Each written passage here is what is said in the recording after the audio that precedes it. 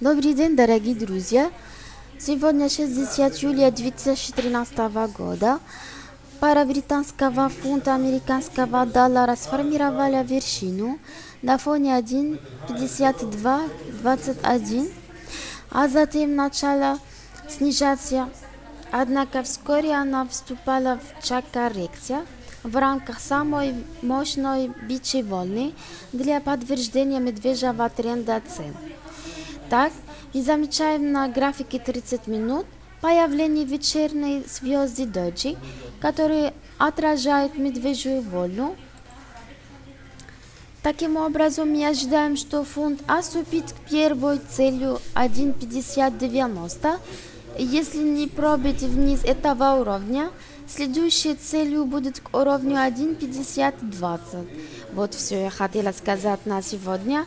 Для подробной информации, пожалуйста, смотрите наш сайт mbcfx.com. Желаем вам прибыльных торгов на рынке Форекс. Огромное спасибо за внимание. До свидания.